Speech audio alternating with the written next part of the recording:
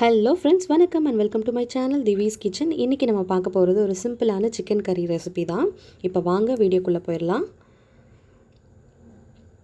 கடாயில் ஒரு 4லேருந்து 5 ஸ்பூன் அளவுக்கு எண்ணெய் சேர்த்துக்கோங்க.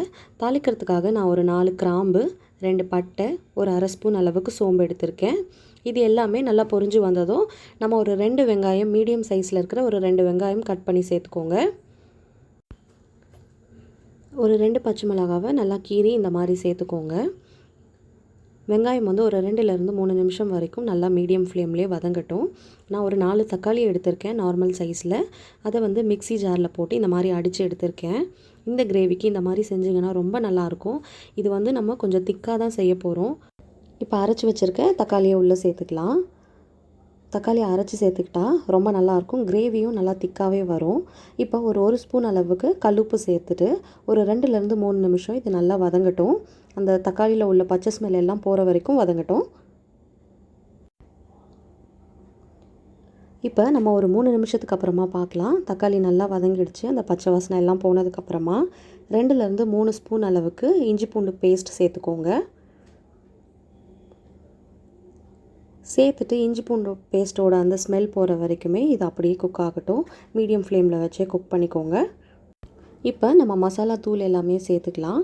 1/4 ஸ்பூன் அளவுக்கு மஞ்சள் தூள், 1 ஸ்பூன் அளவுக்கு வெறும் மிளகாய் தூள், 1/4 ஸ்பூன் அளவுக்கு கரம் மசாலா. இது எல்லாமே நல்லா ஒன்று சேர்ந்து கலந்து விட்டுக்கோங்க வெங்காயம் தக்காளி மசாலாவோட. இது ஒரு 2 நிமிஷம் குக் ஆனதும் நம்ம சிக்கனை உள்ளே சேர்த்துக்க போகிறோம்.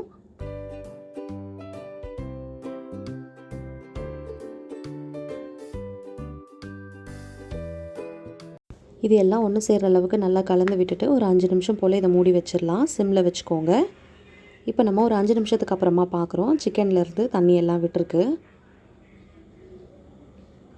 இந்த ஸ்டேஜில் நம்ம குழம்பு மிளகாய் தூள் சேர்த்துக்கலாம். நம்ம ஜென்ரலாக வீட்டில் அரைச்சி யூஸ் பண்ணுற குழம்பு மிளகாய் தூள் தான். ஒரு 3 ஸ்பூன் அளவுக்கு நான் சேர்த்துக்கிறேன். உங்களுக்கு தேவையான அளவுக்கு நீங்கள் காரம் எந்த அளவுக்கு சாப்பிடுவீங்களோ அந்த அளவுக்கு நீங்கள் சேர்த்துக்கலாம். நான் ஒரு 3 ஸ்பூன் அளவுக்கு சேர்த்துக்கிறேன். இப்போ நம்ம சேர்த்துருக்க இந்த மிளகாய் தூள் எல்லாம் சிக்கனோட ஒன்று சேர்கிற அளவுக்கு நல்லா கலந்து விட்டுக்கோங்க. ஒரு 3/4 கிளாஸ் அளவுக்கு நான் தண்ணி சேர்த்துருக்கேன். ஏற்கனவே சிக்கன்லேருந்து தண்ணி விட்டுருக்கு, அதனால் 3/4 கிளாஸே போதும்.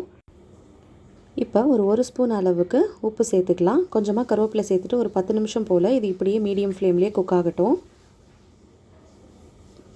நல்லா மிக்ஸ் பண்ணிவிட்டு ஒரு லிட் போட்டு க்ளோஸ் பண்ணிவிடுங்க. இப்போ நம்ம ஒரு 10 நிமிஷத்துக்கு அப்புறமா பார்க்கலாம்.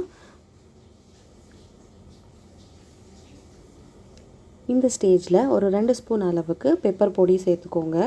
இதை நல்லா மிக்ஸ் பண்ணிவிட்டு ஒரு 2 நிமிஷம் போல் இது அப்படியே ட்ரை ஆகட்டும். கொஞ்சமாக நமக்கு நல்லா கிரேவி நல்லா திக்காகவும் செமி கிரேவியாகவும் வந்திருக்கு.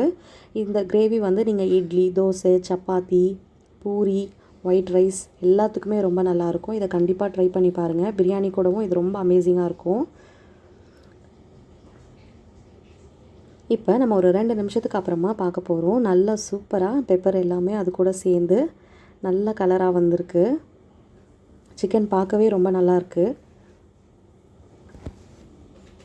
கொத்தமல்லி சேர்த்துட்டு நம்ம ஸ்டவ் ஆஃப் பண்ணிடலாம். நம்ம சிக்கன் இப்போ ரெடி ஆகிடுச்சு. செம்மையாக சூப்பராக ரெடி ஆகிடுச்சு நம்ம சிக்கன். இந்த வீடியோ உங்களுக்கு பிடிச்சிருந்தா லைக் பண்ணுங்கள், ஷேர் பண்ணுங்கள், கமெண்ட் பண்ணுங்கள். மறக்காமல் சப்ஸ்கிரைப் பண்ணுங்கள். பக்கத்தில் இருக்க பெல் பட்டனும் ப்ரெஸ் பண்ணுங்கள். அப்போ தான் நான் போடுற வீடியோஸ் உங்களுக்கு நோட்டிஃபிகேஷனில் ஃப்யூச்சரில் வரும். நம்ம வேறு ஒரு இன்ட்ரெஸ்டிங்கான வீடியோவில் சந்திக்கலாம். தேங்க்யூ. பாய்.